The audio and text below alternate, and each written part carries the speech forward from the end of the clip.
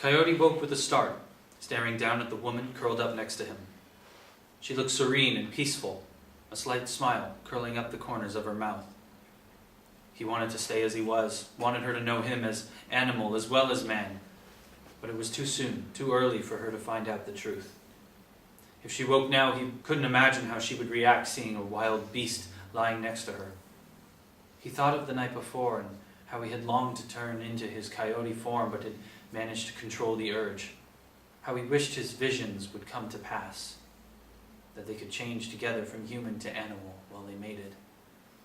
When he moved away, she moaned in her sleep, reaching for him, but he was already loping into the underbrush, searching for their breakfast. When Sarah woke, Istaga was gone, nothing left to indicate he'd ever been there. She had a moment of panic, wondering if she'd dreamed the entire scenario, but then she felt the sand in her hair, the sore muscles in her shoulders and hips, and smiled to herself. There had been no exchange of the usual endearments between them, but somehow the episode felt profound and deeper than any sex she'd ever experienced. Except for the first time with Istaga, she thought to herself, chuckling. Hopefully he had only gone to relieve himself and would be back soon. The thought of him disappearing from her life again was too painful to bear. Sarah climbed up the bank on the other side of the wash, looking for a place to pee while keeping an ear out for Istaga's return. But when she returned to their little camp, there was still no sign of him.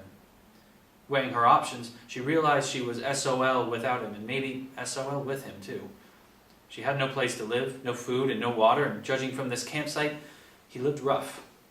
Luckily, she still had some money left, but showing her face around town could be dangerous. She thought of the diner scene and how fast Istaga had reacted. If it hadn't been for him, she would be halfway to Duluth by now.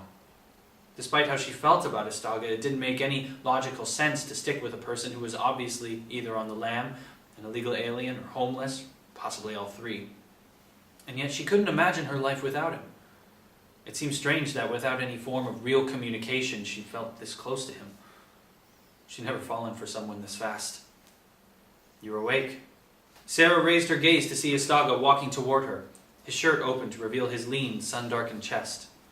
A wave of desire rolled through her, surprising in its intensity. But then she shivered. "How can you stand to have your shirt unbuttoned like that? It's so cold." He raised his eyebrows. "I'm not cold. Do you want my shirt?" Sarah allowed him to wrap his shirt around her shoulders before he sat on his haunches in the sand next to her. "Because you are human, I think we need fire to cook breakfast." Sarah frowned in confusion. "We're both human, Istaga. Do you eat things raw?" He didn't answer, producing a rabbit that he tied to a loop in his jeans with a small string. It had bite marks on its neck, but nothing else to indicate how he dispatched it. "Do you have a reflecting surface?" "A mirror? I think so." Sarah searched through her purse, pulling out her compact, which she handed to Istaga. He turned it over in his hands for a moment before he handed it back. "Not right," he said, staring at her in puzzlement. When Sarah opened it and handed it back, Istaga nodded and then placed it on the ground so the sun reflected off it and onto some dried-out leaves from the cottonwood tree. When they began to smoke, he fanned them and then placed a few twigs on top. "I'll find some bigger sticks," Sarah said, getting up to search. When she got back, the animal was skinned with no indication of how he'd accomplished this, the fur in one continuous piece on the ground. The rabbit had been placed on top of the fire, a stick through its body to hold it steady. "I know humans don't like the fur." Sarah didn't reply to this strange statement, her attention on the mouth-watering smells coming from the fire. "I'm starving." They ate in silence, with only the tearing sound of their teeth ripping the meat from the bone. Once the rabbit was gone, Sarah watched Istaga crunching through the leftover bones to get to the marrow. She picked up one and tried to do the same, but it hurt her teeth and she stopped. "I didn't bring any water along," she said a while later, registering her thirst. "I can find water. Follow me." Istaga stood and headed up the other side of the wash, angling toward the rocks that formed small hills between the wash and mountains. He stopped by an area of green grass and began to dig. "Water," he said as brown liquid oozed up. Sarah was dubious about the cleanliness of the water, but her thirst overcame her uncertainty. She kneeled on the grass and bent down, sucking water through her teeth as she'd seen Istaga do. "It tastes so sweet," she said, sitting back on her heels. She drank again and again until her thirst was quenched. "I don't know what to do," she said a while later, when they were resting on their backs next to the spring. Istaga glanced her way. About the bad man? I can kill him if you want. What? I know you're joking, but that isn't funny after everything that's happened. No, Terry's only part of the problem. My husband is after me and wants to put me in jail. Istaga frowned, and then Sarah heard what sounded like an animal growl. What human mate sounds like that? I know, jail. Why would your mate treat you like this? He's a bad man too, and I was foolish enough to let him trick me. Now I'm stuck with nowhere to go. I also know what it means to be tricked. I'll take care of you. Istaga, you don't even have a place to live yourself. How can you help me? We can stay out here.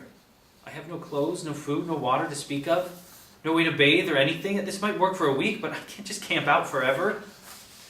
Istaga stared into the distance, his yellow eyes narrowing as he thought. I have a friend, he said, a man who will help. Sarah handed the bus driver the fare for herself and Istaga, and then headed into the back to find a seat. Do you know which stop we should get off? She asked once they were settled. Istaga stared at her blankly. Stop? The stations, Istaga, were the bus stops to let people on and off. I'll keep watch until I recognize something. Didn't you take the bus last time? Istaga shook his head. So, how'd you get there? I walked and ran. I thought we decided from your description of the license plate that your friend lives in Utah. Utah. Yes, that's it. You couldn't have walked that far. It would have taken you weeks and weeks. You were gone when I got back. You were looking for me? Istaga nodded once, and then turned to stare out the window. Sarah was exhausted from stress, and the 3 nights of sleeping rough, and promptly fell asleep, her head lolling against the back of the seat. When she woke, her head was against Istaga's shoulder, his arm around her shoulders. She sat up and rubbed her eyes. I recognize this place, he told her, pointing toward the barren landscape going by. We need to find the river. Are you talking about the Colorado? Istaga shrugged. It's deep in a canyon, and the water is like the rock. What's the town called where your friend lives? I don't know. I met him by the river. His name is Toya, which means walking by river. He gave me these, Istaga added, lifting his necklace up to show her. Sarah examined the turquoise beads strung on a piece of leather. They were made from spiderweb turquoise, one of the most expensive kinds. Toya gave you this?